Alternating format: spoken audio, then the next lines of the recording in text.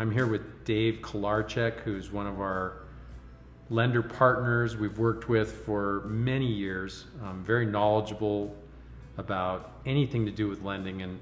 And I know, Dave, that the number one question you get, where are interest rates going? So I'd love to hear your thoughts. Well, we've had a precipitous drop in the last 60 days, so probably about 3/4 of a point, a little bit, maybe a little more.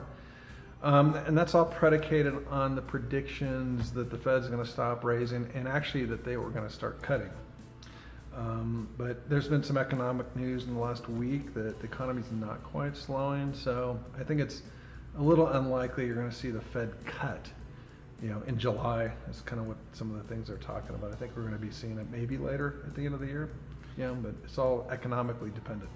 And so where do you think, let's just pick a number, and I don't know where that number is, but the number I've heard floated out there was 5% by the end of the year or something. Do you think there's some date or time frame that we might get into a rate like that? In the fives, possibly. I mean, we can get down right now, certainly into the low sixes today. We were looking at some stuff today where we get like 6 1/8, with no points.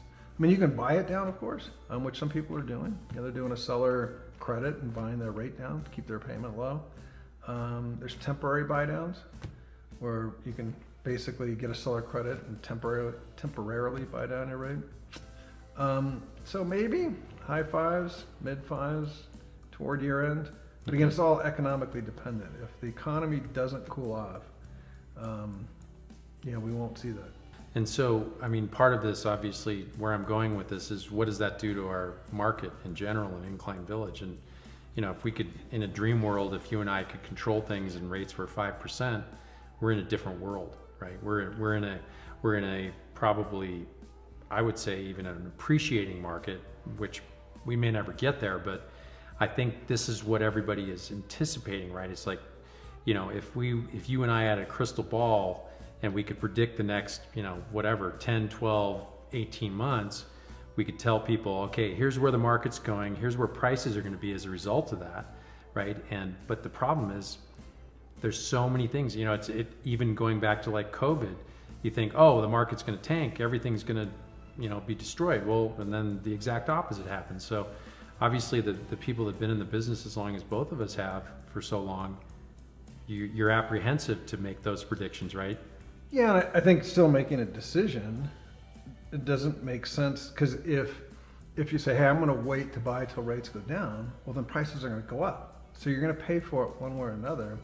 And I heard a Fannie Mae economist say something about buying and making this, is now the right time to buy? And he says, look, if the payment fits into your household budget, then make the decision, move forward. It doesn't matter, because no one can predict where they're going. Yeah. And so if the payment can fit into your household budget, make the decision, and if rates go down, you refi. Yeah, and I agree with you. And you and I, that Amy and I just bought something recently, and the motivation there was that, okay, in the near term, it's not as rosy as I'd like, but it probably is cheaper than what I would pay for the same thing a year from now or even 6 months from now. Exactly. So, we have a lot of self-employed buyers or potential buyers, and that includes me, and I always wonder how you fit that, square peg in a round hole. Do you have products for that?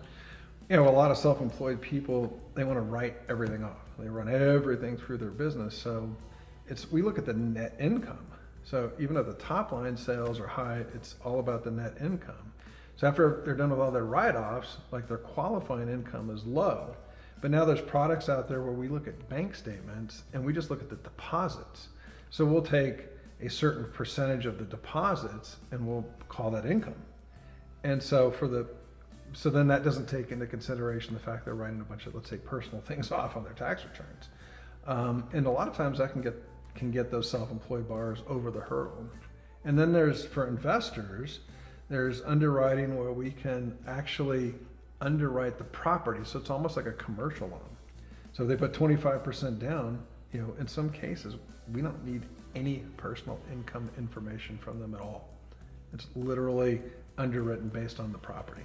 And we use basically the rents on the property. And it doesn't even matter in some cases what the rents are. So there's ways definitely to get, now granted the rates are a little higher on those programs, but it gets people in, especially if it's competitive. Okay, the other issue we've been having is insurance, and this is a, you know, maybe for you different effect than for me, but at the end of the day, probably the same effect, is that it's preventing deals from closing. Tell me your perspective on what's happening right now. Well, it's a challenge. I mean, some people, depending on where the fire lines are drawn, are having a really hard time getting insurance. I mean, there's very limited companies that might insure certain houses. The rates are going up, which can affect qualifying, debt to income ratios. So it's really important to get that insurance quote really early on in the transaction, Yeah. from both a lending perspective and your comfort perspective. Yeah, and so you and I were talking about this earlier, that, you know, we don't necessarily have a contingency for that, but you just kind of underlined the fact that you should do it immediately as soon as you get Absolutely. something under contract, because it may prevent you from purchasing something that you want, or worse yet, you may not have a contingency and now you can't get insurance, or you can get it, but it's 3 or 4 times what you thought it should be. Yeah, again, and that can affect your debt to income, because most people tend to buy at the maximum debt to income ratios, and those are very specific. If we're at 43.01 doesn't work. And so if insurance comes in $2,000 more than what we underwrote the file at, then boom, you're going back to the drawing board. Yeah. So you don't want to find that out 3 weeks into the transaction. Well, thank you, Dave. I mean, your insights, Tahoe Lending is Dave's company, and obviously he's been around for a long, long time and very knowledgeable. We consider you a great partner in our real estate business and would highly recommend you. Well, thank you. Appreciate it. Thank you.